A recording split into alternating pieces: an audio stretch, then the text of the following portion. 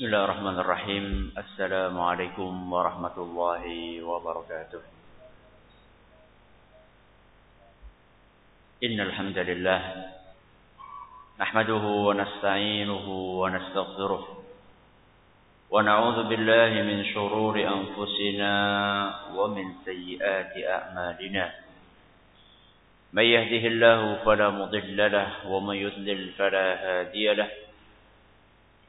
وأشهد أن لا إله إلا الله وحده لا شريك له وأشهد أن محمدا عبده ورسوله يا أيها الذين آمنوا اتقوا الله حق تقاته ولا تموتن إلا وأنتم مسلمون يا أيها الناس اتقوا ربكم الذي خلقكم من نفس واحدة وخلق منها زوجها وبث منهما رجالا كثيرا ونساء واتقوا الله الذي تساءلون به والأرحام إن الله كان عليكم رقيبا يا أيها الذين آمنوا اتقوا الله وقولوا قولا سديدا يصلح لكم أعمالكم ويغفر لكم ذنوبكم ومن يطع الله ورسوله فقد فاز فوزا عظيما أما بعد فإن أصدق الحديث كتاب الله وخير الهدى هدى محمد صلى الله عليه وسلم وشر الأمور محدثاتها وكل محدثة بدعة وكل بدعة ضلالة وكل ضلالة في النار. Kita panjatkan puja dan puji syukur kehadirat Allah Tabaraka wa Ta'ala. Pada kesempatan pagi yang cerah ini kita masih kembali diberi kekuatan, kesehatan, hidayah serta taufik dari Allah Jalla wa'ala. Sehingga kita bisa kembali menghadiri pengajian rutin di Purwokerto ini. Kita berharap semoga Allah Tabaraka wa Ta'ala berkenan untuk melimpahkan kepada kita semua ilmu yang bermanfaat sehingga bisa kita amalkan sebagai bekal untuk menghadap kepada Allah Jalla wa'ala. Amin ya rabbal alamin. Salam dan salam semoga senantiasa tercurahkan kepada junjungan kita Rasulullah sallallahu alaihi wasallam, kepada para sahabatnya, keluarganya dan umatnya yang setia mengikuti tuntunannya hingga hari akhir nanti. Para hadirin hadirat yang kami hormati, pembahasan terakhir kita tentang apa?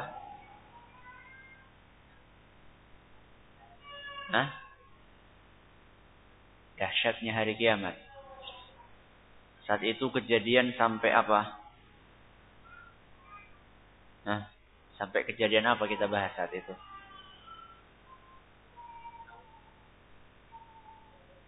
Laut disatukan, terus langit dihancurkan. Apa? Bumi diganti. Terus orang-orang pada di mana itu? Diganti yang baru. Berarti orang-orang itu di tempat lain, sedangkan bumi yang ditempati sekarang ini hancur.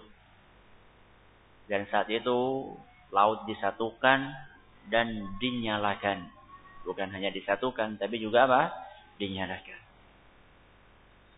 Setelah semuanya hancur, kemudian manusia dikumpulkan oleh Allah Subhanahu wa Ta'ala di dalam sebuah padang yang sangat luas, yang rata dengan tanah. Saat itu kondisi manusia dalam keadaan tidak menentu. Nasibnya tidak pasti. Karena semuanya belum jelas. Semuanya masih menanti apakah mereka akan bernasib buruk sehingga dijebloskan ke dalam api neraka, ataukah mereka termasuk orang-orang yang beruntung yang akan dimasukkan oleh Allah Tabaraka wa Ta'ala ke dalam apa? Surga. Dalam kondisi yang mencekam, Allah Subhanahu wa Ta'ala mendekatkan matahari sedekat-dekatnya di atas kepala kita. Diceritakan dalam sebuah hadis, matahari itu didekatkan 1 mil di atas kepala kita. Dan keringat saat itu bercucuran karena saking panasnya kondisi saat itu. Disebutkan oleh Nabi sallallahu alaihi wasallam dalam sebuah hadis yang diriwayatkan oleh Imam Muslim, tudna asy-syamsu yaumal qiyamati minal khalqi hatta takuna minhum kamiqdari mil.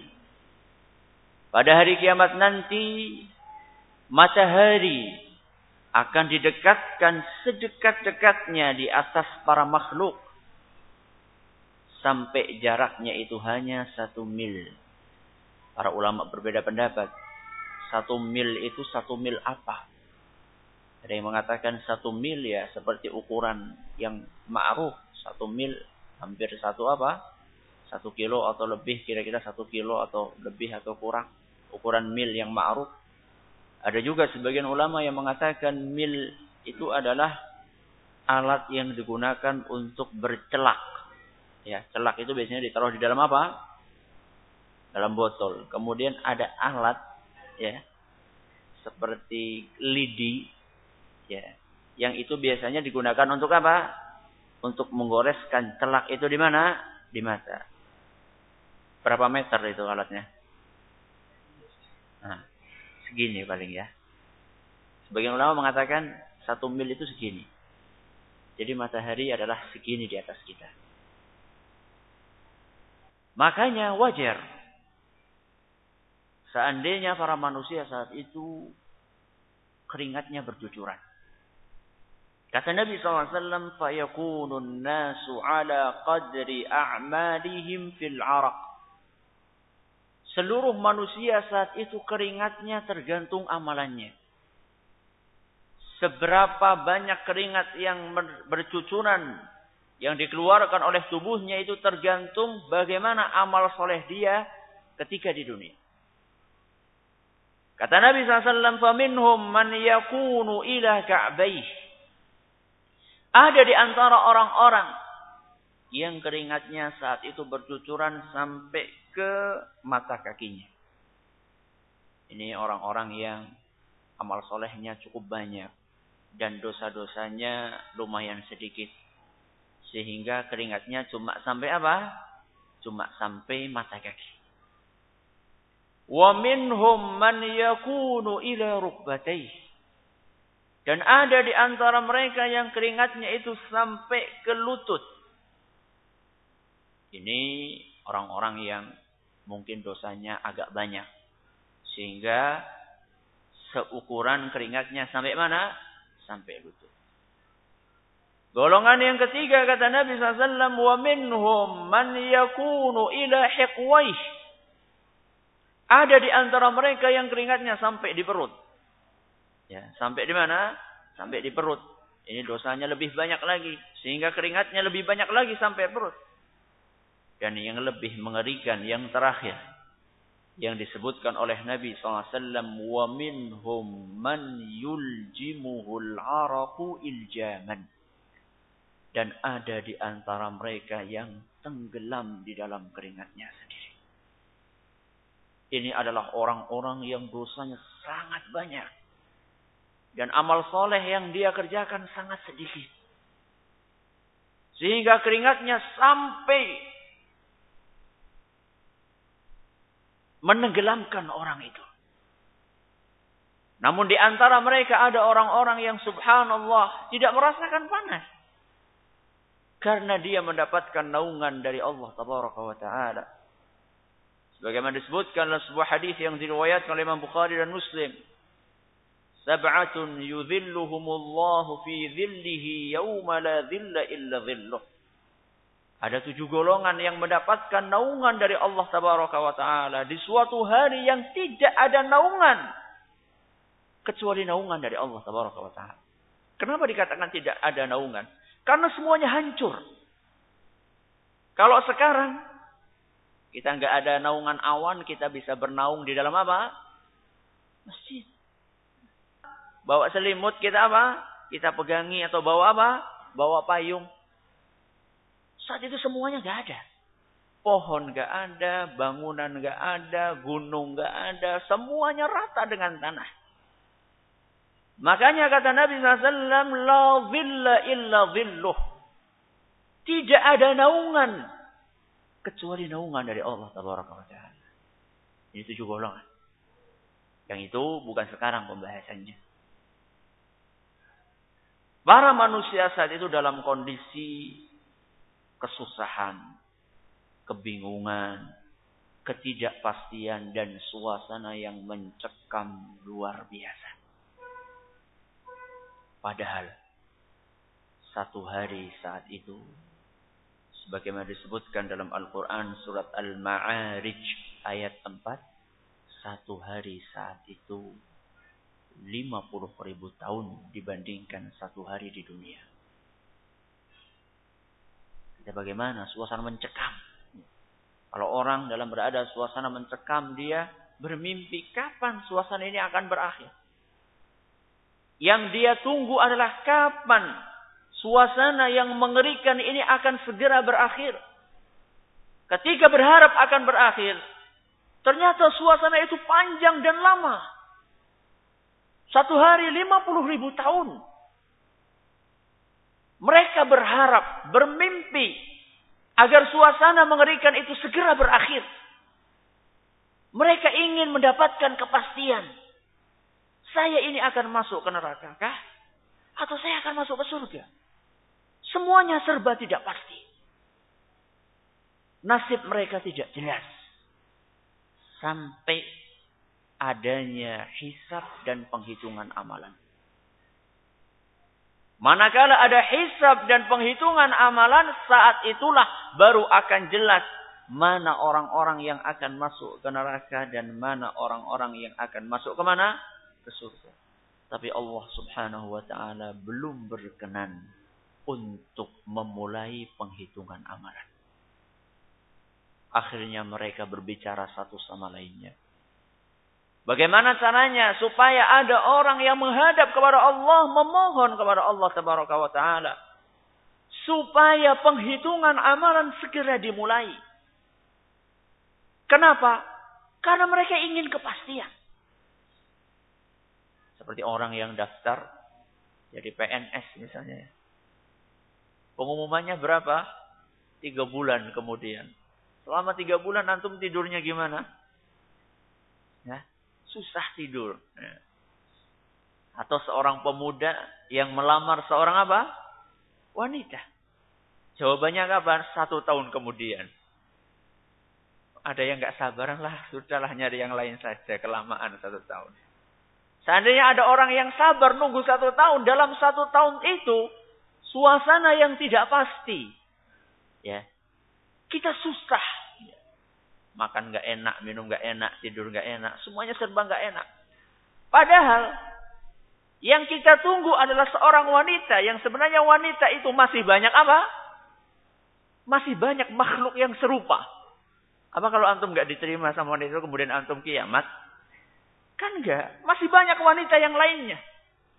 Dalam kondisi ketidakpastian, dalam hal yang sedikit itu saja, kita nggak bisa tidur, nggak tenang. Bagaimana seandainya kondisi ketidakpastian itu adalah antara surga dan neraka? Antara api dan kenikmatan yang luar biasa. Maka wajar seandainya mereka satu tidak tenang dan mencekam kondisinya. Mereka mencari-cari siapa kiranya yang berani untuk menghadap kepada Allah Tabaraka wa Ta'ala, memohon agar Allah segera untuk memulai penghitungan amalan. Maka tidak ada di benak mereka kecuali adalah para nabi. Kecuali adalah para nabi. Tidak ada saat itu yang berani menghadap kepada Allah Tabaraka wa Ta'ala kecuali para nabi. Gak mungkin mereka pergi ke kiai. Gak mungkin mereka pergi ke kepala sekolah atau presiden. Ya. Gak ada gunanya saat itu mereka. Jabatan-jabatan saat itu gak ada gunanya. Yang ada adalah para nabi alaihi wassalatu wassalam. Yang mana mereka adalah manusia-manusia yang paling mulia yang ada di muka bumi. mereka pergi kepada para nabi. Pertama kali pikiran mereka adalah bapak mereka. Siapa? Nabi Adam alaihissalam. Sebagaimana disebutkan dalam sebuah hadis yang diriwayatkan oleh Imam Bukhari dan Muslim dari Anas bin Malik radhiyallahu anhu. Mereka datang berbondong-bondong kepada bapak kita Nabi Adam alaihissalam. Mereka berkata kepada Nabi Adam, wahai Adam, anta abuna.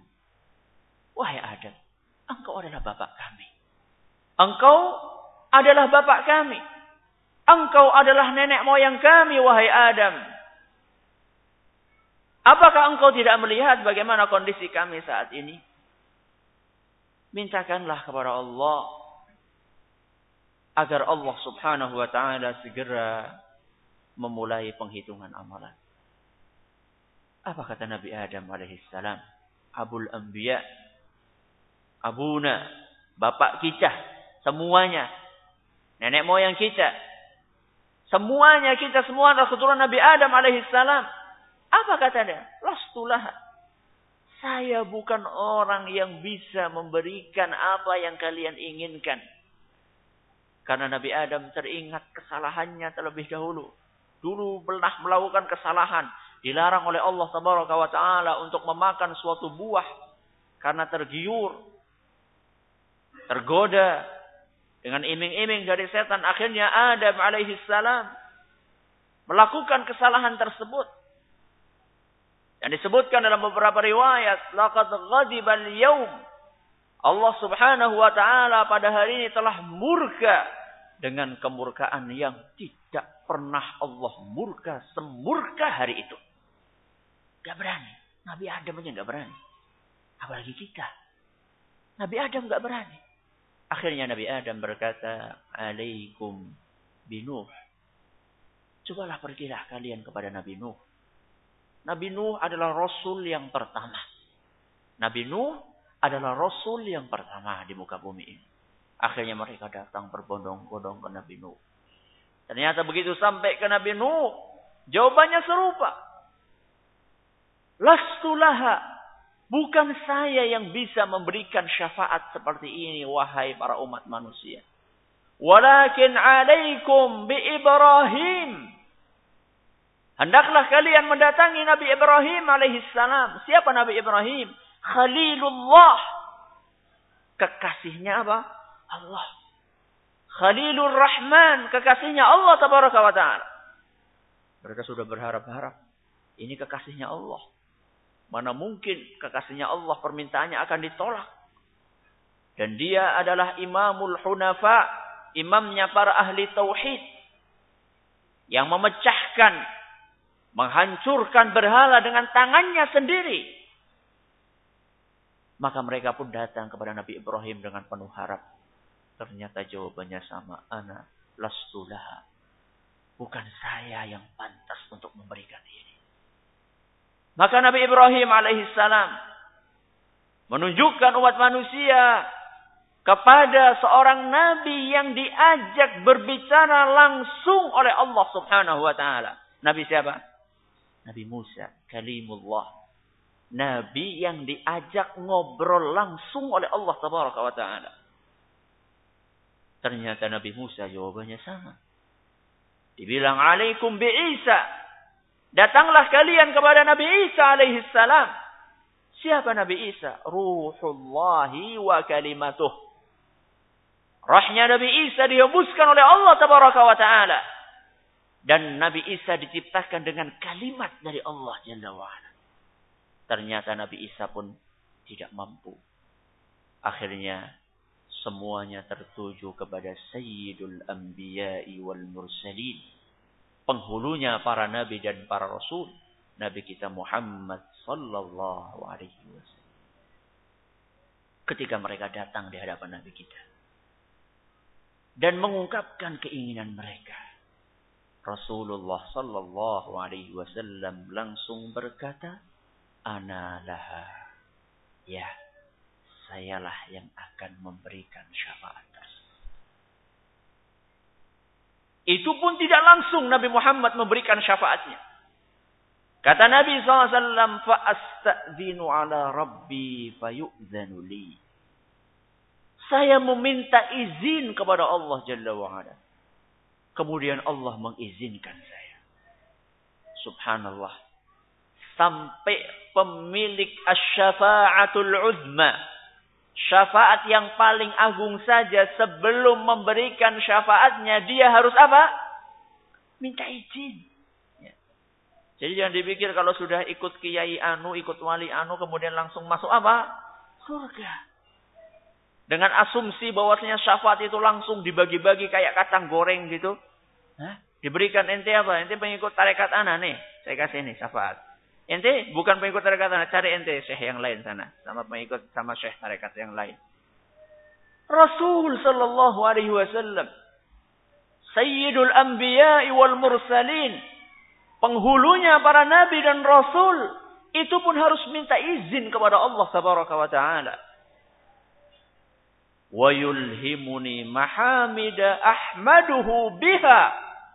Kemudian Allah subhanahu wa ta'ala mengilhamkan kepadaku, kata Nabi SAW, dengan pujian-pujian. Dengan pujian-pujian yang aku akan ucapkan itu di hadapan Allah tabaraka wa ta'ala. Wa akhirru lahu sajidan. Rasul bukan hanya memuji Allah, tapi Rasul juga sujud tersungkur di hadapan Allah tabaraka wa ta'ala. Ketika Nabi sujud, lama Nabi sujud. Baru kemudian Allah tabaraka wa ta'ala berfirman, Ya Muhammad, irfa' ra'sak. Wahai Muhammad, angkat kepala kamu. Nabi sujud lama. Setelah sujud lama baru Allah berkata, Ya Muhammad, irfa' ra'sak. Sudah, cukup. Angkat kepala kamu. Wa qul yusma' laka. Ucapkanlah apa yang kamu inginkan. Niscaya engkau akan didengar. Wasal tu'ta. Mintalah apa yang kamu minta, niscaya akan dikabulkan. Wasfa' tu syafa'. Mohonlah syafaat dan engkau akan diberikan syafaat. Ini dalam hadis riwayat Bukhari dan Muslim dari Anas bin Malik. Dalam hadis riwayat Bukhari dari Abdullah bin Umar radhiyallahu anhuma disebutkan, fayashfa'u liyuqda bainal khalqi. Kemudian Nabi SAW memberikan syafaat, memohon kepada Allah tabaraka wa ta'ala agar penghitungan amalan segera dimulai. Fayamshi hatta ya'khudha bihalqatil bab. Kemudian Nabi SAW berjalan sampai memegang pintu atau pegangan pintunya surga. Kemudian dalam riwayat lain disebutkan Nabi SAW mengetuk pintu tersebut. Dan ditanya, siapakah engkau? Dijawab, akulah Nabi Muhammad sallallahu alaihi wasallam. فَيَوْمَئِذٍ يَبْعَثُهُ اللَّهُ مَقَامًا مَحْمُودًا. Pada saat itu Nabi kita Muhammad sallallahu alaihi wasallam dikaruniai maqaman mahmuda, kedudukan yang sangat terpuji. Kenapa dikatakan terpuji? Yahmaduhu ahlul jam'i kulluhum.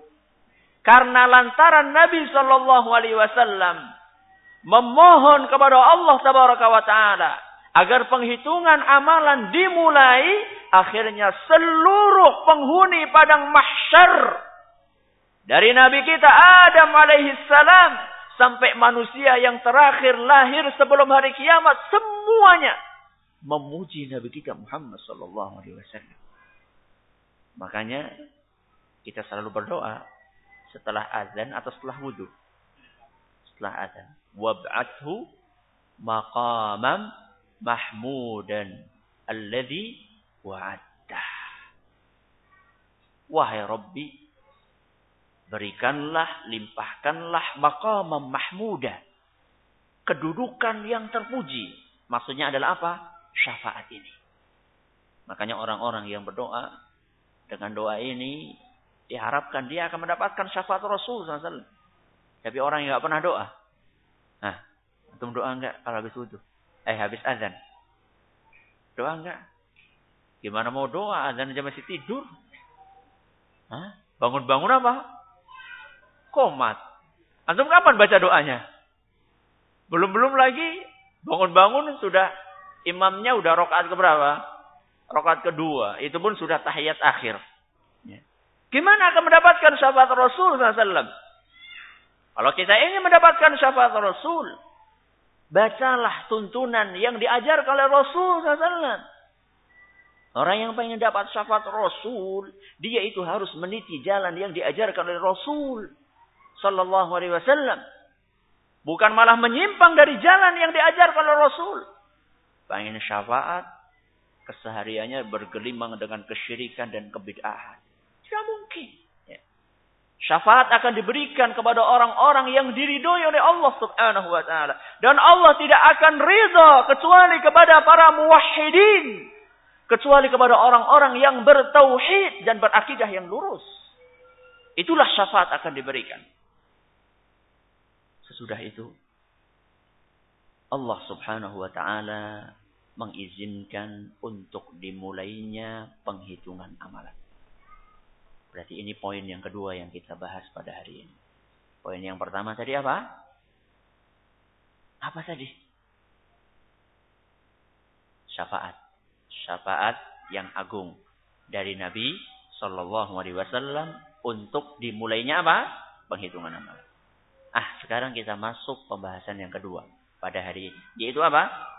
Mulainya hisab. Hisab artinya apa? Penghitungan amalan. Apa maksud penghitungan amalan? Maksud dari penghitungan amalan adalah Allah Subhanahu wa taala akan memanggil para hambanya. Seluruh hambanya akan dipanggil, kemudian suruh berdiri di hadapan Allah Tabaraka wa taala. Setelah semuanya berdiri, diingatkan oleh Allah Tabaraka wa taala tentang perbuatan-perbuatan yang mereka lakukan dulu.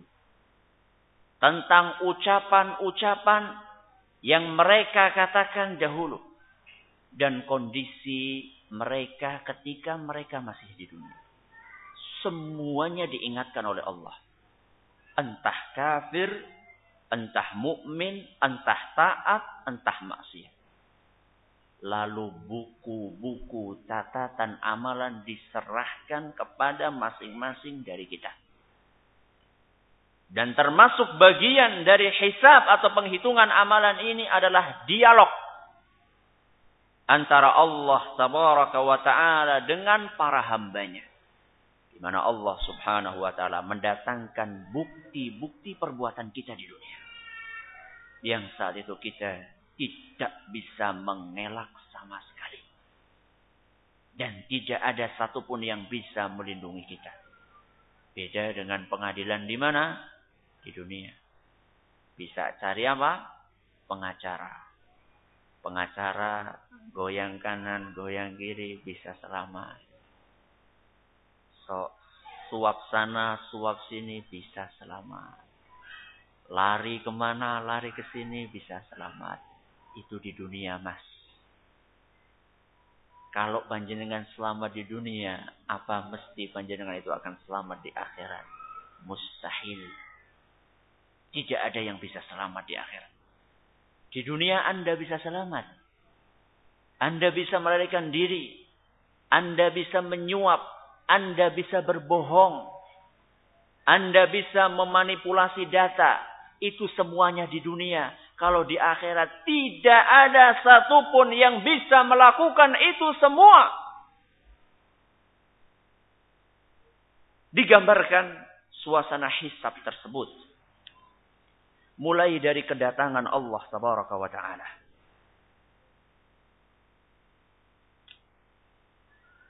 Hisab saat itu dimulai dengan kedatangan Allah. Dalam Al-Quran, surat Az-Zumar ayat 69. Dalam surat Az-Zumar ayat 69, Allah Subhanahu wa Ta'ala berfirman, wa asyraqatil ardu binuri rabbiha. saat itu bumi terang benderang dengan cahaya Allah. Wa wudi'al kitabu, dan buku-buku catatan amalan dibagikan dan didistribusikan kepada kita semua. Waji'a bin nabiyyina wasyuhada, dan saat itu para nabi serta para saksi didatangkan. Wa qudiya bainahum bil haqq, dan saat itu diberikan keputusan dengan adil. Wa hum la yuzlamun, dan tidak ada satupun di antara manusia yang hadir saat itu dizalimi. Semuanya adil. Dan yang dimaksud dengan cahaya ini adalah apa yang dimaksud dalam surat Al-Baqarah ayat 210. Di sini dikatakan bumi saat itu terang benderang karena cahaya Allah. Maksudnya apa? Maksudnya adalah apa yang disebutkan dalam Al-Quran surat Al-Baqarah ayat 210. Hal yanzuruna illa an ya'tiyahumullahu fi dhulalin minal ghamami wal malaikah. Pada hari itu Allah subhanahu wa ta'ala akan datang di bawah naungan awan beserta para malaikat. Jadi yang datang bukan hanya Allah. Yang datang adalah para malaikat. Dan saat itu para malaikat yang bertugas untuk menulis seluruh amalan kita, mereka datang bersaksi di hadapan Allah tabaraka wa ta'ala. Bagaimana kondisinya orang-orang yang berdosa? Para pendosa mereka berkata, "Fataral mujrimina mushfiqina mimma fih." Orang-orang yang berdosa mereka ketakutan ketika memegang kitab tersebut. Kenapa? Mereka berkata, "Ya wailatana ma li hadzal kitab la yughadiru saghiratan wala kabiratan illa ahsaha." Orang-orang yang berdosa, yang banyak dosanya saat itu, mereka berkata, "Kenapa celakalah kami? Kenapa kok kitab ini, buku catatan ini tidak meninggalkan kecil besar, semuanya ditulis?" Maka dalam ayat lain, "Wa may ya'mal mithqala dzarratin khairan yarah, wa may ya'mal mithqala dzarratin syarran yarah." Sekecil apapun perbuatan yang kita lakukan, semuanya ditulis. Orang-orang ahli maksiat, mereka ketakutan ketika melihat dosanya banyak sekali. Maka dia berkata, "Celakalah aku. Kenapa kok buku ini setiap apa yang kami lakukan selalu ditulis di dalam buku ini?" Dan para nabi diundang oleh Allah subhanahu wa ta'ala. Para nabi dipanggil oleh Allah tabaraka wa ta'ala. Dan mereka ditanya, "Apakah kalian sudah menyampaikan amanah yang kami berikan kepada kalian?" Semuanya mengatakan, "Kami sudah sampaikan, wahai Rabbi. Tauhid sudah kami sampaikan kepada mereka. Syariat sudah kami sampaikan kepada mereka. Kami sudah katakan bahwasanya ini adalah ketaatan. Salat itu wajib hukumnya. Puasa itu wajib hukumnya. Ini adalah perbuatan maksiat. Berzina adalah perbuatan maksiat. Melihat sesuatu yang diharamkan oleh Allah tabaraka wa ta'ala. Melihat wanita-wanita yang bukan mahram adalah maksiat. Dan kami sudah jelaskan akhlak-akhlak yang baik. Dusta adalah maksiat, jujur adalah ibadah. Semuanya sudah kami jelaskan, wahai Rabbi." Akhirnya tidak ada yang bisa mengingkari saat itu. Dan para malaikat juga datang. Para malaikat datang membawa bukti ini, wahai Rabbi. Pekerjaan yang engkau bebankan kepada kami sudah kami lakukan sebaik-baiknya. Inilah buktinya, wahai Rabbi. Inilah amalan para hambamu. Bukan hanya malaikat, bukan hanya para nabi. Bahkan di website, ya, membuka situs-situs yang tidak berpendidikan. Saat itu kita buka. Kita pikir gak ada yang melihat. Tapi ternyata di bawah kita, bumi kita ini, tempat kita berbijak, tempat kita duduk, akan lapor kepada Allah subhanahu wa ta'ala pada saat itu. Wahai Rabbi, pada hari sekian, jam sekian, detik sekian, hambamu ini berbuat maksiat di atas mukaku. Setiap maksiat yang kita kerjakan dipersaksikan di hadapan kita saat itu. Dan orang-orang saat itu bersaf-saf. Dalam Al-Quran, surat Al-Kahfi ayat 48. Allah subhanahu wa ta'ala berfirman, وَعُرِضُوا عَلَى رَبِّكَ صَفًّا. Saat itu semuanya dihadapkan di hadapan Allah. Diajukan di hadapan Allah dalam keadaan bersaf-saf. Yang mengerikan adalah para ahli maksiat. Orang-orang kufar, orang-orang munafikin, orang-orang fasik yang banyak maksiatnya. Kata Allah tabaraka wa taala dalam Al-Qur'an surat Ibrahim ayat 49 sampai 51. Dalam surat Ibrahim ayat 49 sampai 51 Allah Subhanahu wa taala bercerita, "Wa taral mujrimina yawma idzin muqarranina fil asfad." Kalian akan melihat para ahli maksiat, orang-orang kufar, orang-orang munafikin. Saat itu mereka dibelenggu dengan rantai oleh Allah Tabaraka wa Ta'ala. Menghadap kepada Allah dalam keadaan dibelenggu. Sarabiluhum min qatiran. Pakaian mereka terbuat dari aspal yang cair. Wa taghsha wujuhahumun nar. Dan muka mereka tertutup dengan api. Begitulah mereka menghadap kepada Allah Tabaraka wa Ta'ala. Saking mengerikannya saat itu. Allah bercerita bahwasannya orang-orang menghadap kepada Allah Jalla wa'ala dalam keadaan duduk berlutut bersimpuh. Kata Allah Jalla wa'ala dalam Al-Quran surat Al-Jasiyah ayat 27. Wa tara kulla ummatin jasiyah. Kalian akan melihat saat itu setiap umat datang kepada Allah dalam keadaan berlutut dan bersimpuh. Itulah sekelumit tentang kondisi awal penghitungan amalan. Setelah Allah datang, Allah memerintahkan agar buku catatan amalan kita dibagikan. Bagaimana proses pembagian amalan atau buku catatan amalan kita? Pertama, kata Allah dalam Al-Quran surat Al-Isra ayat 13. وَنُخْرِجُ لَهُ يَوْمَ الْقِيَامَةِ كِتَابًا يَلْقَاهُ مَنْشُورًا.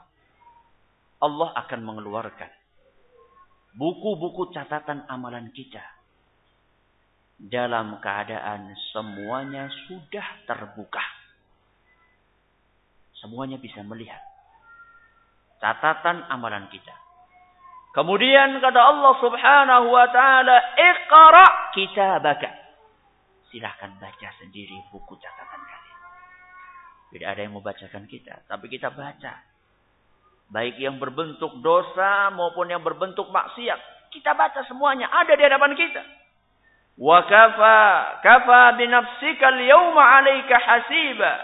Kata Allah Subhanahu wa taala, cukup dirimu sendiri yang akan menghisab terhadapmu. Kita sendiri yang membaca setiap amalan yang kita kerjakan. Sekecil apapun amalan yang kita kerjakan, saat itu kita baca. Dia bertanda bahwasanya nasibnya berikutnya akan indah. Fahuwa fi 'ishatir radiyah. Dia akan hidup di dalam kehidupan yang sangat diridhoi oleh Allah Subhanahu wa taala. Fi jannatin 'aliyah, di surga yang tinggi. Kutufuha daniyah. Ketika dia menginginkan sebuah buah yang ada di surga, maka buah tersebut akan datang menghampiri kita. Gak perlu kita capek-capek. Ya, menek ya. Gak perlu kita capek-capek naik pohon. Atau gak perlu kita capek-capek nyari genter. Ya. Apa genter? Apa? Bahasa Indonesianya apa? Nah, galah. Tidak perlu kita capek-capek nyari galah. Ya. Tinggal kita pengen apa? Pengen durian misalnya. Durian itu akan datang kepada kita. Kita pengen burung dara bakar. Ya. Kita ngelihat ada burung. Tahu-tahu maklek datang langsung apa? Sudah matang. Gak perlu kita pergi ke bebek goreng mana gitu. Nunggunya lama. Gak perlu. Kita pengen apa-apa. Langsung datang saat itu. Itulah orang-orang yang mendapatkan kitab dengan apa? Dengan kanannya. Kulu washrabu hani'an bima aslaftum fil ayyamil khaliyah. Kata Allah subhanahu wa ta'ala. Makanlah. Minumlah. Dengan segala kenikmatan. Sebagai buah dari amalan yang dulu kalian kerjakan ketika kalian di dunia. Ini orang-orang yang beruntung. Yang mendapatkan kitab dengan apa? Tangan kanan.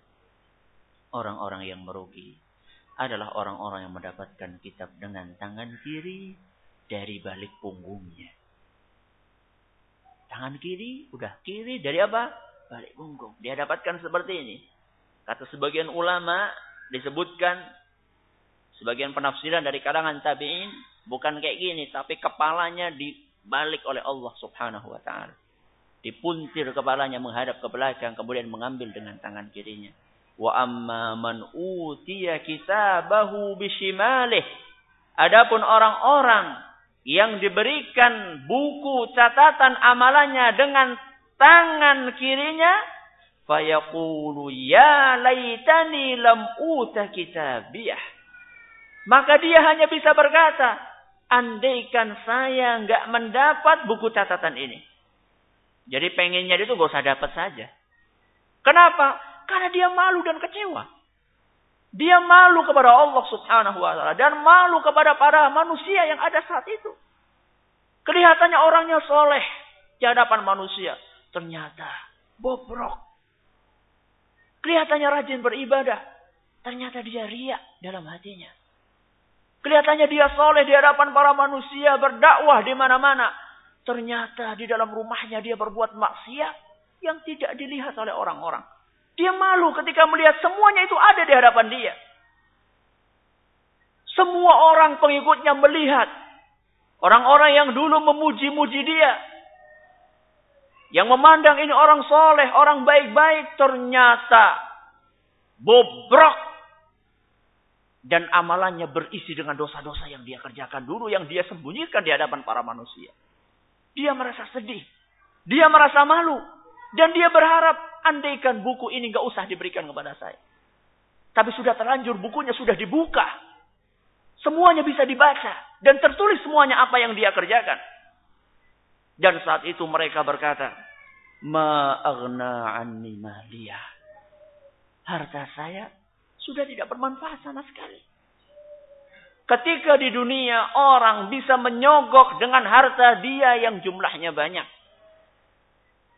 Orang bisa berkelit dari vonis pengadilan ketika dia menyuap orang-orang yang memiliki kekuasaan. Tapi pada hari kiamat nanti, ma aghna anni maliyah. Harta saya sudah tidak bermanfaat lagi saat itu. Tidak ada yang bisa menyogok. Karena hartanya semuanya sudah hancur. Sebesar apapun harta dia. Halaka anni sultaniyah. Dan kekuasaan kami sudah hancur lebur saat itu.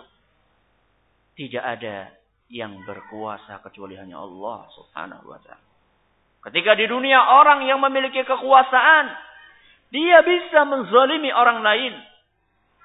Dia bisa memaksa orang lain. Tapi ketika di alam akhirat nanti tidak ada yang memiliki kekuasaan kecuali Allah tabaraka wa ta'ala. Maka kemarin kita bawakan. Pada pertemuan yang telah lalu Allah subhanahu wa ta'ala akan berkata. Ainal jabbarun. Ainal mutakabbirun. Ainal muluk. Allah akan berkata.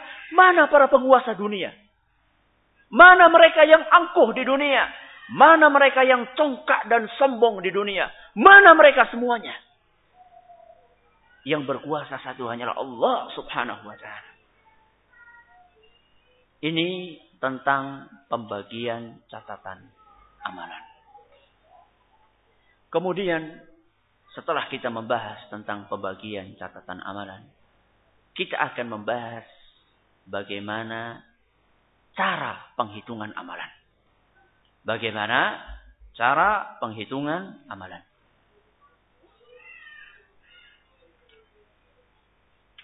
Saat itu manusia terbagi antara orang-orang yang beriman dengan orang-orang yang kafir. Orang yang beriman memiliki cara penghitungan amal sendiri. Dan orang-orang kafir juga memiliki cara penghitungan amalan sendiri. Orang-orang yang beriman, mereka dalam masalah penghitungan amalan akan terbagi menjadi 3 golongan.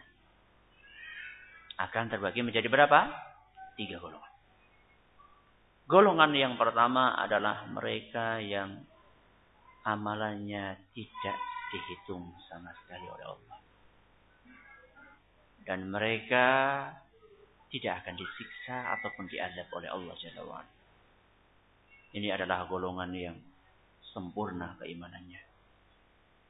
Kata Nabi SAW ketika bercerita tentang kejadian hari kiamat dalam sebuah hadis yang diriwayatkan oleh Imam Bukhari dan Muslim. Allah berkata kepada Nabi, "Hadhihi ummatuk." Wahai Muhammad, inilah umatmu. Jadi Nabi saat itu diperlihatkan umatnya banyak sekali. Inilah umatmu wahai Muhammad. Wa ma'ahum 70,000 yadkhuluna al-jannata bighairi hisabin wala 'adzab. Wahai Muhammad, di antara umatmu yang sekian banyak ini ada 70.000 di antara mereka. Yang mereka itu amalannya tidak perlu dihitung dan tidak akan disiksa. Mereka akan langsung masuk ke dalam surga. Berapa orang? 70.000 orang. Kebagian? Kebagian enggak kita? Wallahu a'lam. Wallahu a'lam. Kita enggak tahu kebagian apa enggak. Siapakah mereka? Mereka adalah orang-orang yang sempurna tauhidnya. Orang-orang yang lurus akidahnya. Orang-orang yang murni peribadatannya hanya untuk Allah Subhanahu wa ta'ala.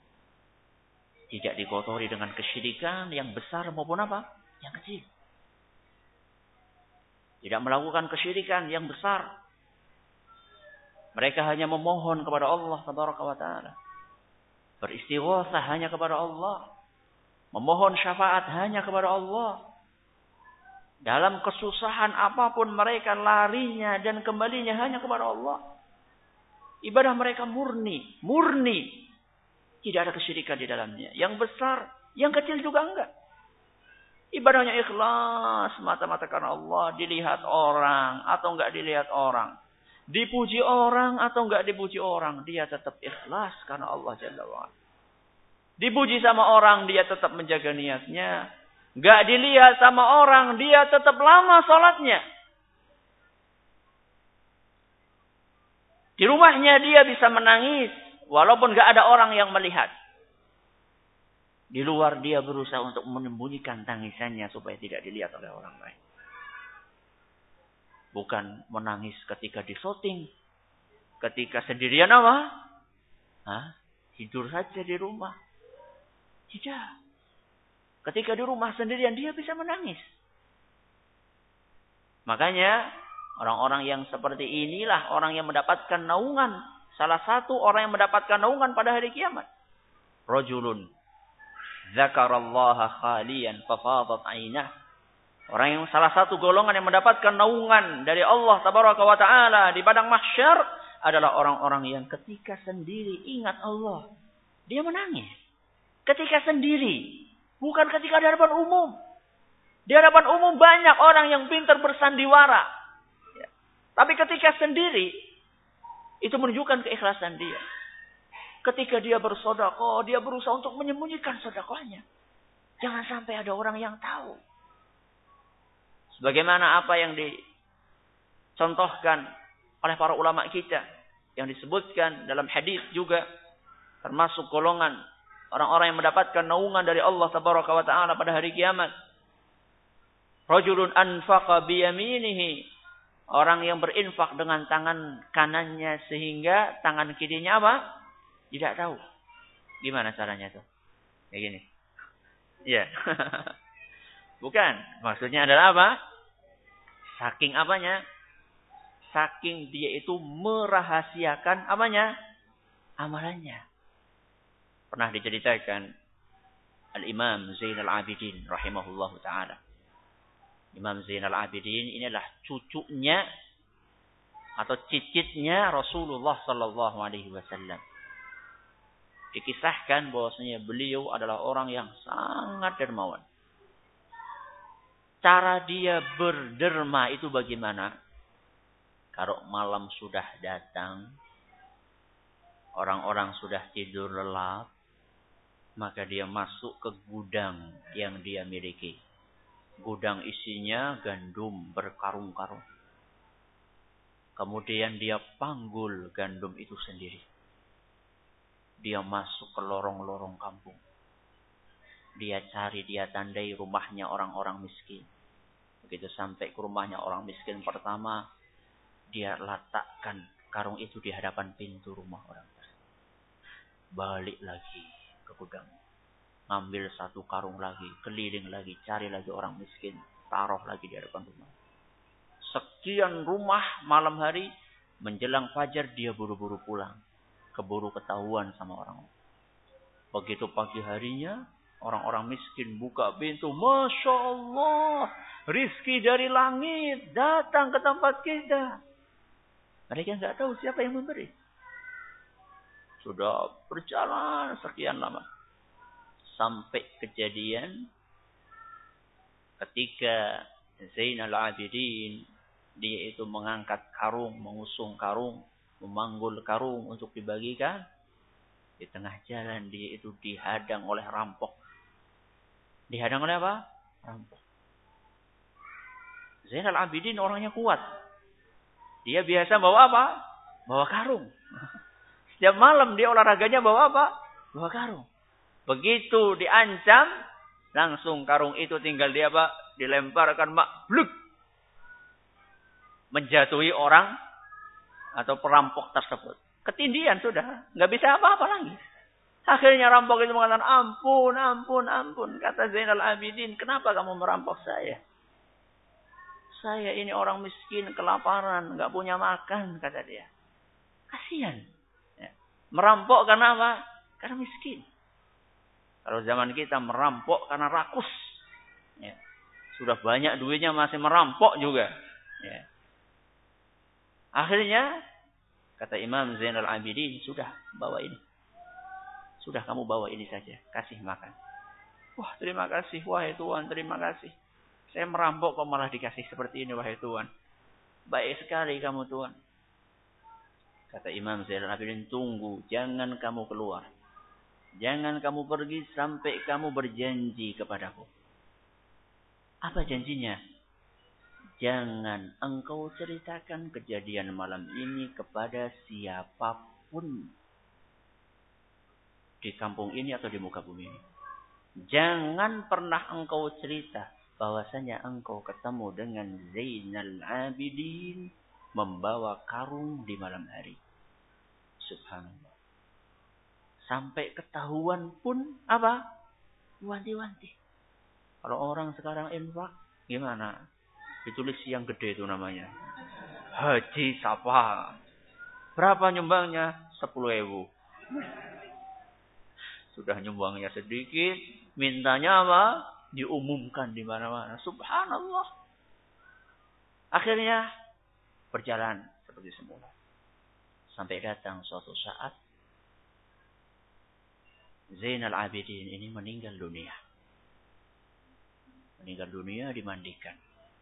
Ketika dimandikan, saat itu orang yang memandikan melihat ternyata punggungnya Imam Zainal Abidin ini lepuh. Jadi hitam. Mereka, kenapa ini? Sakit apa? Ternyata ada mantan perampok yang hadir saat itu. Kata dia, saya akan buka rahasia karena beliau sudah meninggal dunia. Beliaulah yang setiap malam mengusung atau memanggul karung dan dibagikan kepada orang-orang fakir di kota ini. Makanya setelah meninggalnya Zainal Abidin tidak ada lagi kiriman dari langit di depan pintu orang-orang miskin. Ini orang-orang yang ikhlas. Orang-orang yang ikhlas dalam beribadah. Dalam berinfak dia ikhlas. Dalam thalabul ilmi dia ikhlas. Ngaji dia ikhlas. Tujuannya adalah ingin mencari ilmu. Bukannya sekedar pengen ketemu sama teman atau pengen jualan. Ya. Jualan nggak apa-apa, boleh. Ya, nggak masalah berjualan. Tapi jangan sampai tujuan utamanya ngaji untuk apa? Untuk jualan. Nggak masalah jualan, boleh. Tapi perhatikan niatnya jangan sampai apa? Jangan sampai melenceng. Wah ini ada daurah nih kesempatan ini. Kesempatan emas. Untuk apa? Untuk jualan. Bukan untuk ngaji. Sambil apa? Jualan. Bukan jualan sambil apa? Ngaji. Beda nggak itu? Beda. Kalau ngaji sambil jualan, begitu ngaji langsung apa? Masuk. Kalau jualan sambil ngaji, sudah mulai ngaji sampai akhir ngaji, tetap apa? Tetap jualan. Saya bisa kok Ustaz dengarkan dari sini. Ya dengarkan apa ente? Nah, dengarkan cuma sebagian masuk, sebagian yang lagi keluar. Nggak ada juntrungnya, nggak tahu kemana. Orang-orang yang akan menghadapi hisab itu tanpa dihitung dan tanpa diazab adalah orang-orang yang murni tauhidnya, yang ikhlas, yang tidak beribadah kecuali hanya kepada Allah Taala. Golongan yang kedua dari kalangan kaum mukminin adalah orang-orang yang beriman yang dihisab dengan hisab yang mudah. Dihitung amalannya, tapi proses penghitungannya itu mudah dan lancar. Dan itu diisyaratkan dalam Al-Quran surat Al-Insyiqaq ayat 7 sampai 8. Dalam surat Al-Insyiqaq ayat 7 sampai 8 Allah Subhanahu wa taala berfirman, "Fa amma man utiya kitabahu biyaminih." Adapun orang-orang yang akan diberikan kitabnya dari sebelah kanan, fasawfa yuhasabu hisaban yasira. Niscaya orang tersebut akan diperiksa, akan dihitung amalannya dengan proses penghitungan yang mudah. Proses penghitungan yang mudah itu bagaimana? Disebutkan dalam sebuah hadis yang diriwayatkan oleh Imam Bukhari dan Muslim dari Ibnu Umar radhiyallahu anhuma. Kata Nabi SAW, "Inna Allah yudnil mu'mina fayada'u alaihi kanafahu wa yasturuh." Sesungguhnya pada hari kiamat nanti ada di antara kaum mukminin yang didekatkan oleh Allah Subhanahu wa taala, kemudian ditempatkan di samping Allah. Kemudian Allah menutupi orang tersebut dari pandangan manusia. Ada di antara kaum mukminin yang nanti pada hari kiamat dipanggil oleh Allah supaya berdiri di sampingnya. Bukan hanya di sampingnya, kemudian ditutupi oleh Allah Subhanahu wa taala supaya tidak terlihat oleh orang lain. Kemudian Allah berkata, "Ata'rifu dzambaka?" Masih ingatkah engkau dengan dosa anu yang kamu kerjakan? Diingatkan oleh Allah. Kata dia, "Na'am, iya wahai Rabbi."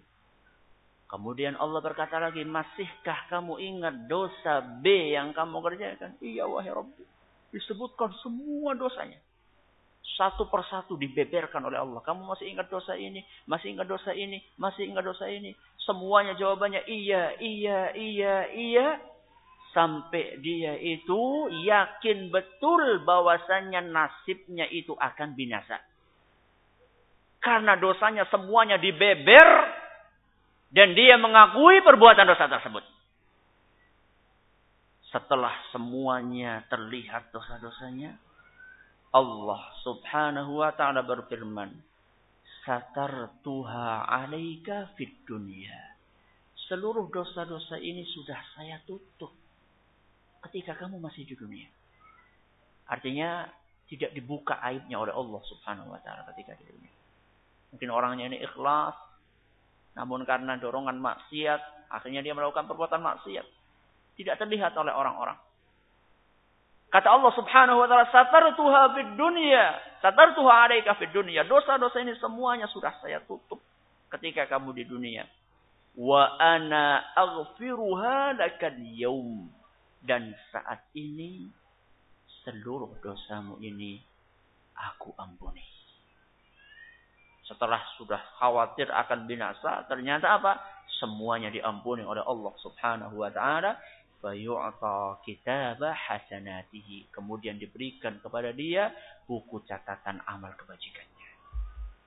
Ini orang-orang yang hisabnya apa? Mudah. Golongan yang ketiga. Kaum mukminin yang dihisab, dihitung amalannya, tapi prosesnya susah. Ini diisyaratkan oleh Nabi SAW dalam sebuah hadis yang diriwayatkan oleh Imam Bukhari dan Muslim dari Aisyah radhiyallahu anha, "Laisa ahadun yuhasabu illa halak." Tidaklah seorang pun yang dihisab dengan hisab yang rinci dan detil pada hari kiamat, melainkan orang tersebut akan binasa. Ini golongan yang ketiga. Jadi dihisab oleh Allah Subhanahu wa taala dengan hisab yang terperinci satu persatu. Dibeberkan oleh Allah Subhanahu wa taala dan tidak ditutupi oleh Allah, maka orang-orang yang seperti inilah golongan yang ketiga yang dia ini akan binasa dan akan dimasukkan ke dalam api neraka, dibersihkan dari dosa-dosanya sampai bersih, kemudian diberi kesempatan untuk keluar darinya dan dimasukkan ke dalam surga. Kita tidak tahu akan termasuk golongan mana kita. Jadi antum jangan berasumsi, paling-paling Anda dapat golongan kedua. Belum tentu. Ya. Belum tentu kita dapat golongan kedua. Ya. Mungkin banyak yang Ana insya Allah udah ngaji lama golongan pertama, insya Allah. Ngajinya udah berapa lama sih? Ana udah lama, sudah 10 tahun Ustaz. Emang kalau ngaji lama itu jaminan mutu? Kemudian Anda akidahnya akan kuat. Ya. Kalau Anda akidahnya kuat, maka amalan Anda pun akan terdorong untuk baik. Ya. Ngajinya lama, tapi dagangnya masih suka ngundur-ngundur bayar utang. Sami mawon, ya. Sama aja. Orang yang ngajinya semakin lama, perilakunya semakin baik. Ya. Karena itu buah dari akidah dia. Jadi akidah itu nggak cuma dalam hati. Akidah itu membuahkan amalan dalam lahiriah kita. Ya. Seharusnya orang yang ngajinya semakin lama, dia semakin jujur. Semakin lembut. Ya. Semakin ramah. Semakin belas kasih kepada orang lain. Semakin rajin dalam berdakwah. Tahajudnya juga semakin kencang. Ya. Tahajudnya rajinnya dulu-dulu. Ketika sudah lama-lama, insya Allah akidahnya kuat, masuk surga tanpa hisab, tanpa azab. Nah, akhirnya nggak beribadah dengan rajin seperti dahulu kala. Bukan seperti itu caranya. Ya. Kita terus berusaha dengan maksimal.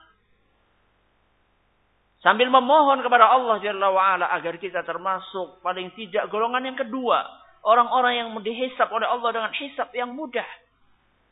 Kita hanya bisa berusaha dan memohon kepada Allah Jalla wa'ala. Ini hisabnya orang yang beriman. Adapun hisabnya orang-orang kafir, maka mereka amalan yang dikerjakan tidak ada harganya. Kebajikan-kebajikan yang mereka kerjakan, kata Allah Subhanahu wa taala, faj'alnahu haba'an mansura. Kami jadikan amalan-amalan perbuatan yang mereka kerjakan menjadi debu, debu yang berterbangan. Yang enggak ada gunanya amalan-amalan mereka itu. Kata Allah Subhanahu wa taala dalam Al-Qur'an surat Al-Mulk ayat 11. Fa'tarafu bidzambihim. Mereka mengakui dosa-dosa mereka. Fasuhqan li ashabis sa'ir. maka binasalah penghuni neraka yang menyala-nyala. Sudah, tidak ada gunanya. Walaupun mereka adalah orang yang terpandang, walaupun mereka adalah presiden, walaupun mereka adalah orang yang paling kaya di muka bumi saat itu, maka sudah tidak berguna sama sekali apa yang mereka kerjakan. Kalaupun berguna kebaikan yang mereka lakukan, maka itu hanya berguna untuk menempatkan dia di neraka yang tidak dikeraknya. Jadi neraka itu apa? Bertingkat-tingkat. Inna lil jannati darajat kama anna lin nari darakat. Surga itu ada tingkatan-tingkatannya. Semakin kemana? Semakin ke atas. Dan neraka juga ada tingkatan-tingkatannya. Semakin kemana? Semakin ke bawah. Paling tidak kalau orang kafir baik ya suka bantu orang lain. Misalnya kafir tapi suka menolong orang lain. Ente itu tetap akan kekal di neraka. Cuman nggak dikeraknya neraka. Jadi agak naik dikit lah, nggak apa-apa. Yang paling ringan paman Rasul Shallallahu Alaihi Wasallam. Siapa? Abu Talib. Yang paling ringan paman Rasul Sallallahu Alaihi Wasallam, Abu Talib, yang sudah mendapatkan syafaat dari Rasul untuk diringankan azabnya, bukan dikeluarkan, karena dia itulah mati dalam keadaan kafir. Diringankan azabnya. Kata Nabi SAW, Inna ahwana ahlin nari azaban yawmal qiyamah.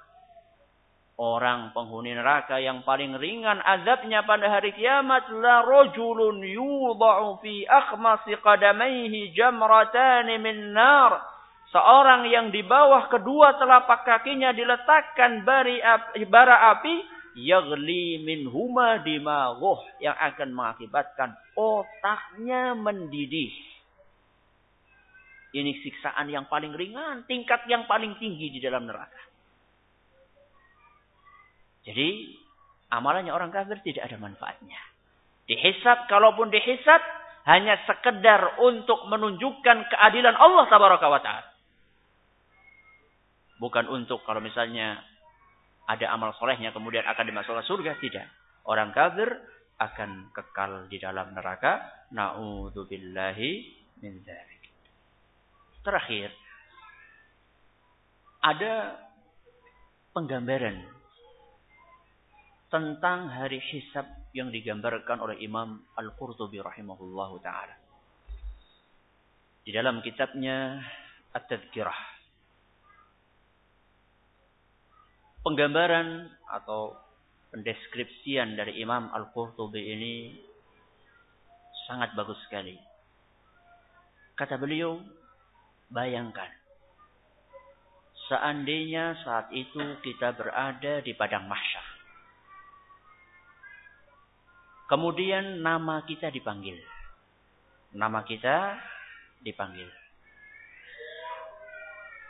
Ketika nama kita dipanggil Fulan bin Fulan, maka saat itu kita akan gemetar. Karena kita akan menghadap kepada Rabbul Alamin untuk diadili. Dan saat itu muka kita mungkin sudah pucat pasi.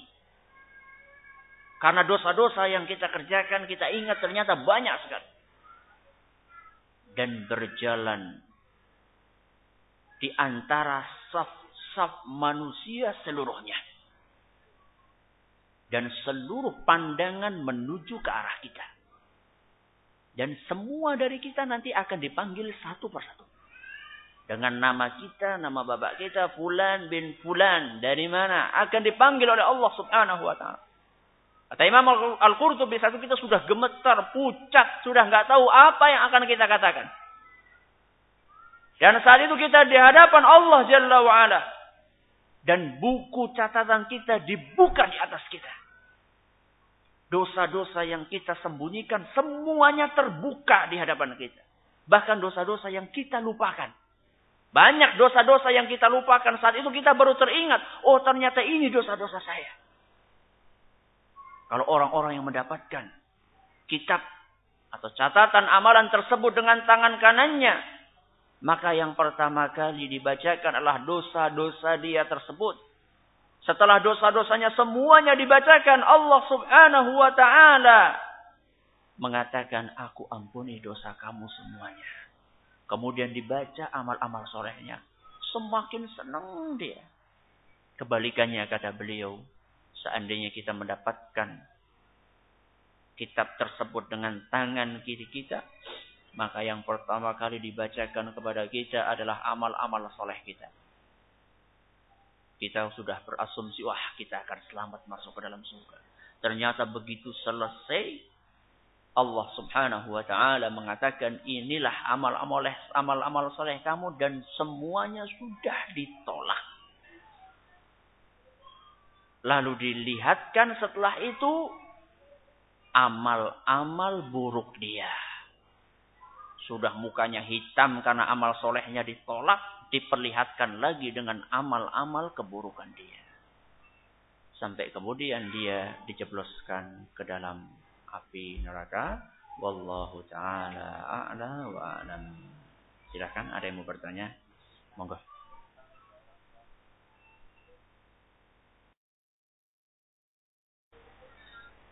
Tentang doa Allahumma hasibni hisaban yasira. Wahai Rabbi, hisablah aku dengan hisab yang mudah. Kenapa kita enggak minta golongan yang atas?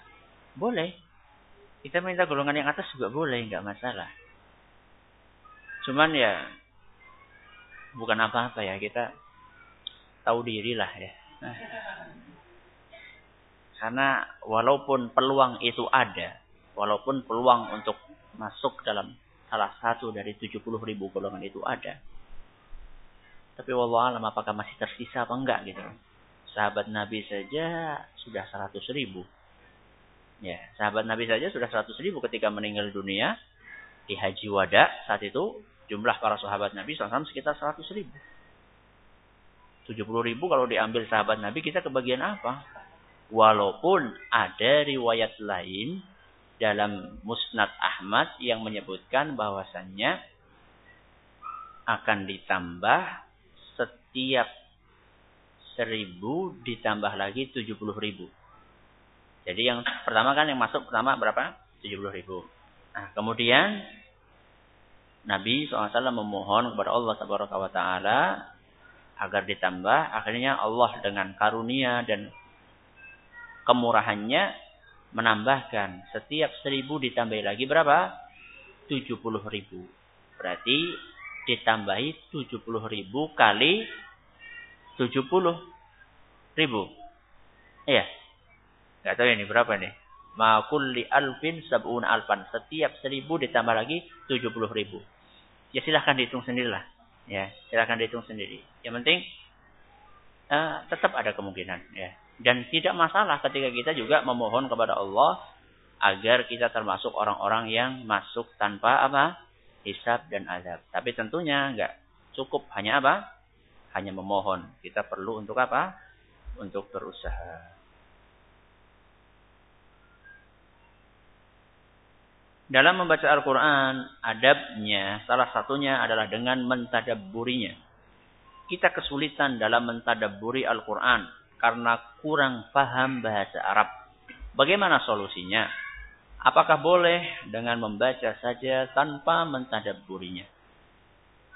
Kalau yang ditanyakan boleh atau tidak, jawabannya boleh. Ya, jawabannya apa? Boleh. Jadi orang yang membaca Al-Quran tanpa memahami maknanya, dia akan mendapatkan setiap hurufnya berapa pahala? 10 pahala. Ya, ketika dia membaca alif lam mim berarti berapa pahala? 30 pahala. Jadi boleh. Tapi kalau Anda menginginkan yang lebih sempurna dari itu, maka hendaklah Anda tidak mencukupkan diri dengan hanya apa? Membaca. Perlu diiringi apa?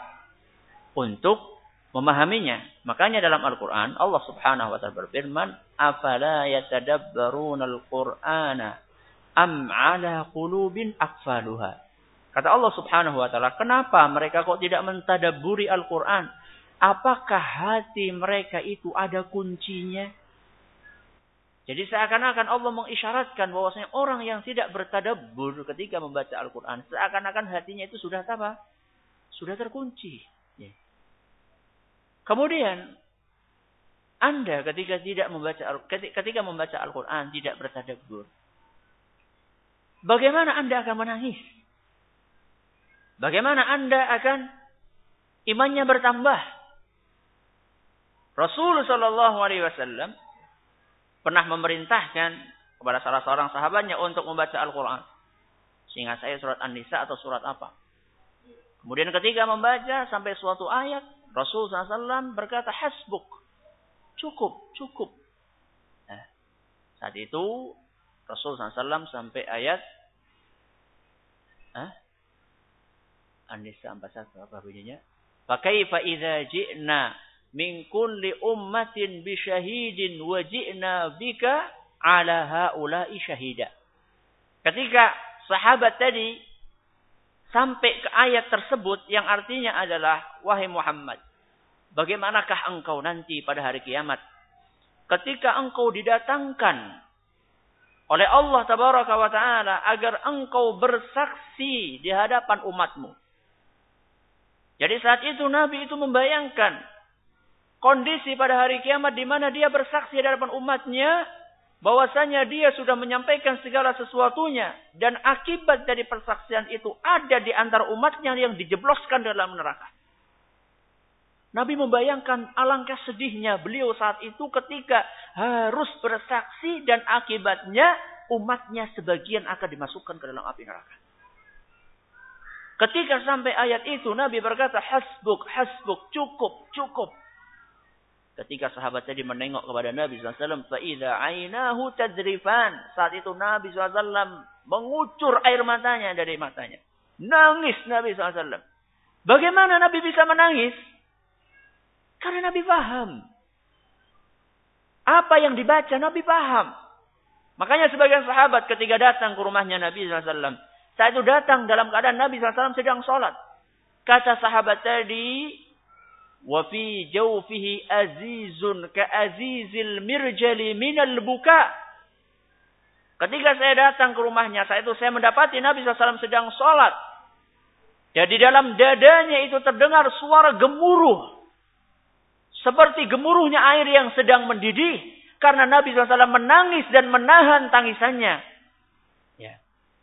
Bagaimana Nabi SAW bisa menangis membaca Al-Quran? Karena beliau paham. Beliau meresapi, beliau bertadabbur apa yang dia baca. Dan kita tidak mungkin bisa khusyuk dalam sholat kalau kita itu tidak bertadabbur apa yang kita baca. Jadi kalau orang ingin mengambil derajat yang lebih tinggi lagi, dia nggak cukup hanya dengan membaca tanpa memahami. Dia akan terus mengembangkan dirinya. Tidak bisa bahasa Arab, Ustaz. Kan ada Quran terjemah. Quran terjemah alhamdulillah bisa dibeli di mana-mana. Apakah kita pernah mengikrarkan dalam hati kita, ya Allah, saya pengen seumur hidup minimal sekali pernah membaca apa? Al-Quran terjemah dari awal sampai akhir. Siapa coba di antara kita? Siapa coba dari di sini yang pernah baca Quran terjemah dari awal sampai akhir? Bukan tafsir ya, Quran terjemah. Atau sudah ada yang pernah selesai baca tafsir Ibnu Katsir sampai selesai? Hah? Quran terjemah saja. Kita nggak pernah baca sampai selesai. Kalau khatam, banyak orang khatam. Tapi kalau membaca Quran terjemah, terjemahannya Al-Quran minimal, terjemah makna-maknanya Al-Quran, itulah yang akan membantu kita. Jadi syukur kalau kita punya target. Setiap hari lah bismillah. Setiap hari saya pengen baca 1 lembar. Atau 1 halaman. Kalau sekian ratus halaman, sekian ribu halaman, insya Allah dalam 3 tahun, 4 tahun saya selesai. Minimal ada usaha. Ya. Jadi kalau orang ingin meniti jalan yang lebih tinggi, mencapai derajat yang lebih tinggi, dia harus berusaha. Ya. Dia nggak bisa hanya diam saja. Rasulullah Shallallahu Alaihi Wasallam membolehkan minum air seni onta. Sementara kalau kita makan daging onta, kita batal wudunya. Tolong dijelaskan. Antum pernah dengar air kencing onta itu boleh untuk jadi obat? Pernah nggak? Pernah nggak? Pernah dengar nggak? Baru saat ini. Baru saat ini ya. Itu ada hadisnya dan hadisnya sahih. Kisahnya Al-Uraniyin. Orang-orang sahabat Nabi dari kalangan Uraniyun. Yang dia itu ketika masuk ke kota Madinah. Kemudian mereka terkena penyakit demam. Demam yang akan menimpa orang ketika sampai di Madinah. Maka oleh Nabi SAW diberi petunjuk supaya mengobati penyakit mereka dengan air seni onta. Dengan air apa? Seni onta. Bayangan antum kayak gimana itu minumnya coba? Nah, sebagian orang salah paham. Jadi langsung di bawahnya onta langsung minum kayak gitu. Bukan ya. Maksudnya adalah kalau sekarang yang dipraktikkan adalah diambil susu ontanya, kemudian dicelupkan ke dalam susu itu buntutnya onta. Buntutnya onta itu kan ada apanya? Ada kencingnya. Kemudian dimasukkan di situ, lalu diminum. Ada teman saya ketika masih kuliah di Madinah, sakit demam. Sakit apa? Demam. Dia pakai obat dokter apa saja nggak sembuh. Bahkan dia bawa kalau nggak salah bodrek dari Indonesia. Nggak mempan. Obat Indonesia dimakan di sana. Nggak mempan. Akhirnya dia cari obat dokter di sana. Nggak mempan juga. Akhirnya dikasih tahu tentang hadis ini. Dia sudah pikirannya, ya Allah gimana nanti saya minum air kencing itu. Ternyata ketika sampai di sana bukan sesadis yang dibayangkan ya. Maksudnya adalah tadi susu kemudian diminum dan betul. Setelah itu subhanallah sembuh. Sembuh. Para ulama menyimpulkan bahwasannya air kencing onta itu bukan najis. Kalau seandainya najis, nggak mungkin apa? Nggak mungkin direkomendasikan oleh Nabi untuk jadi apa? Obat. Karena obat itu adalah dari barang-barang yang halal. Ya. Kata para ulama seperti itu. Tapi kemudian kenapa kok kita kalau makan dagingnya onta kita disuruh wudu lagi? Bukan karena dagingnya haram, bukan. Kalau dagingnya haram nggak boleh nggak boleh dimakan dari awal. Ya. Kenapa kok seperti ini? Ya inilah aturan yang diajarkan oleh Nabi SAW. Ya. Nabi SAW mendapatkan ini karena wahyu dari Allah Tabaraka wa Ta'ala. Ya. Walaupun ada sebagian ulama yang berusaha untuk mengupas apa hikmah di balik itu semua. Ya, kenapa kok setelah makan daging onta disuruh wudu? Ya macam-macam lah hikmah yang disebut oleh para ulama. Yang jelas kita tetap meyakini bahwasanya semuanya itu berdasarkan penuturan dari siapa? Dari Rasul Sallallahu Alaihi Wasallam. Bagaimana kalau kita membaca sholawat dengan Sayyiduna? Apakah ini tidak termasuk pengkultusan? Jawabannya perlu dirinci. Kalau misalnya itu dibaca ketika sholat, yaitu ketika tasyahud, ya, kan setelah at-tahiyatu lillah atau at-tahiyatul mubarakatus sholawatut thayyibatu lillah, itu kan nanti di tengah-tengah ada apa? Allahumma sholli ala Muhammad. Nah, kalau misalnya ditambah Sayyiduna di sini, maka ini tidak sesuai dengan sunnah Nabi SAW. Kalau nambah Sayyiduna, ini Sayyiduna, kata-kata Sayyiduna itu di dalam apa? Salat. Kenapa Ustaz? Karena bacaan salat itu pakem.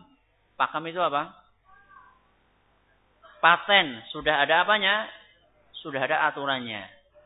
Nabi SAW ketika mengajarkan sholawat Ibrahimiyah. Ini namanya sholawat apa? Ibrahimiyah. Kenapa sholawat Ibrahimiyah? Karena disebutkan di situ nama Nabi Ibrahim. Allahumma salli ala Muhammad wa ala ali Muhammad kama sallaita ala Ibrahim wa ala ali Ibrahim. Nah, di sini disebutkan Nabi Ibrahim. Nah, ketika Nabi SAW mengajarkan sholawat Ibrahimiyah ini kepada para sahabatnya, Nabi tidak membubuhi di depan namanya ini kata-kata apa? Sayyiduna. Makanya kita harus membaca seperti apa yang diajarkan oleh siapa? Rasul. Ini jawabannya. Namun kalau misalnya menambah sayyiduna ketika kita bersolawat di luar solat, tidak masalah dan boleh-boleh saja. Karena Nabi SAW pernah berkata, Ana sayyidu waladi Adam. Saya, kata Nabi SAW, adalah sayyid. Keturunannya Nabi Adam. Jadi Nabi sendiri mengatakan dirinya sebagai apa? Sayyid. Tapi ini di dalam sholat atau luar sholat? Luar sholat. Ya. Jadi contoh misalnya khatib. Khatib kan kadang-kadang ketika berkhutbah, dia mengucapkan Allahumma salli ala sayyidina wa nabiyyina Muhammad wa ala alihi. Boleh itu. Ya. Jadi kalau di luar sholat boleh. Kalau di dalam sholat tidak boleh. Karena sudah ada aturannya. Dan memperbanyak membaca sholawat itu adalah salah satu sarana agar kita bisa mendapatkan apa? Syafaat dari Nabi Sallallahu Alaihi Wasallam. Apalagi seandainya dibaca di hari apa? Jumat. Hari Jumat adalah hari yang diperintahkan kita untuk memperbanyak membaca sholawat. Ya. Para sahabat, mereka sangat semangat mengamalkan ilmunya. Kalau kami sekarang mungkin tidak kayak sahabat. Apakah kami dosa kalau antara ilmu dan amalan tidak seimbang? Apakah kami harus ngerem ngajinya dulu? Kalau Anda ngerem ngaji, maka Anda akan terjerumus kepada dua kekurangan. Kekurangan yang pertama, kekurangan amalan. Yang kedua, kekurangan apa? Ilmu. Ya. Ini bukan solusi. Ya. Solusinya adalah kita berusaha untuk terus ngaji. Kemudian sambil berusaha diamalkan sedikit demi sedikit. Karena dengan semakin kita banyak ngaji, maka kita akan semakin termotivasi untuk apa? Untuk beramal. Makanya para ulama terdahulu, seingat saya Imam Sufyan Ats-Tsauri atau yang lainnya, mereka berkata, Talabnal ilma li ghairillah. Fa'abal ilmu an yakuna illa lillah. Dahulu kami ketika pertama kali mencari ilmu, niatnya enggak ikhlas. Niatnya enggak apa? Enggak ikhlas. Tapi setelah lama-lama kami mencari ilmu itu enggak mau. Enggak mau untuk kami ambil kecuali seandainya kami apa? Ikhlas. Akhirnya kami jadi apa? Jadi ikhlas. Jadi ikhlas, beramal itu proses. Ya. Semakin kita banyak mengaji, tentunya ngaji yang benar ya. Semakin kita banyak ngaji, maka kita akan semakin termotivasi untuk beramal. Dan ini yang harus kita camkan di dalam diri kita. Kalau berangkat ngaji, bismillah aku arep ngaji, nek engkau wis bali, apa sing di ngerteni langsung di apa? Diamalkan. Sebagaimana Imam Ahmad dahulu. Imam Ahmad membaca ngaji, baca sebuah hadis dari Nabi SAW. Anna Nabi SAW kana atau ihtajama Nabi SAW wa'atal hajjama dinaran au dinarain. Nabi SAW berbekam, kemudian Nabi SAW memberi upah tukang bekam itu 1 dinar atau 2 dinar. Ya, saya lupa ya, redaksinya dari Imam Ahmad atau dari hadis Nabi SAW. Kalau 1 dinar ya sekian ratus ribu lah pokoknya.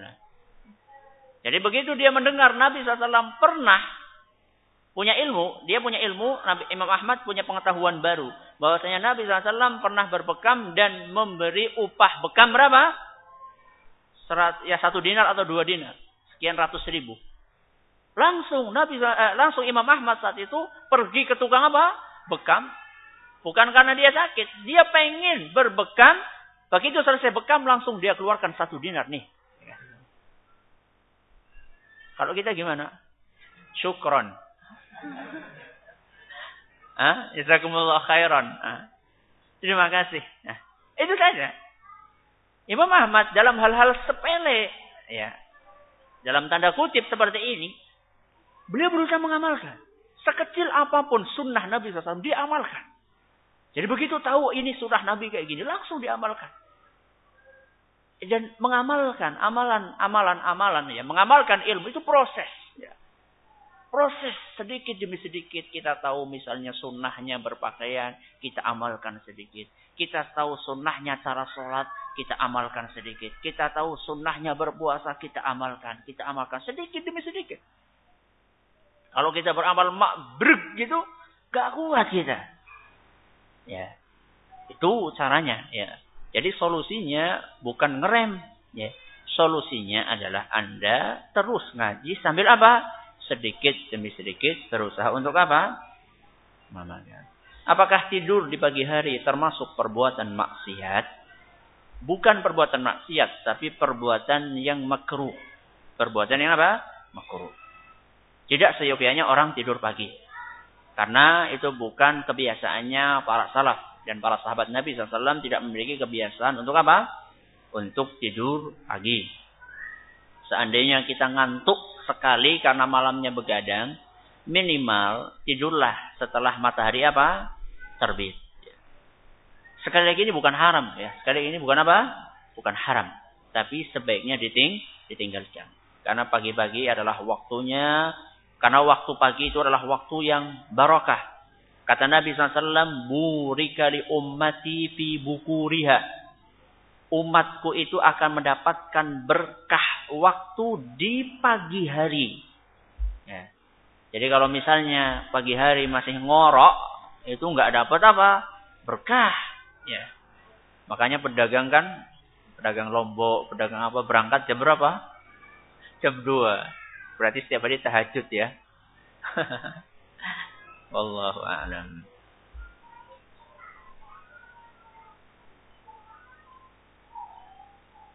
Contoh ziarah kubur yang syar'i bagaimana? Begitu masuk, Anda melepaskan sandal kalau memungkinkan untuk dilepaskan, seandainya tidak ada duri-durinya. Kemudian ketika masuk, Anda mengucapkan salam, Assalamualaikum ahlad diyar, sampai akhirnya. Kemudian setelah itu, sampai di depan kubur, kita mendoakan. Allahumma ighfir lahum, warhamhum, wa'afihim, wa'fu anhum. Nah, rahimallahu al-mustaqdimina minna wal mustakhirin. Semoga Allah merahmati orang-orang terdahulu dan orang-orang belakang. Itu kayak gitu cara ziarah kuburnya, dan tidak perlu menambahnya dengan apa? Dengan bacaan-bacaan yang lainnya yang tidak ada tuntunannya.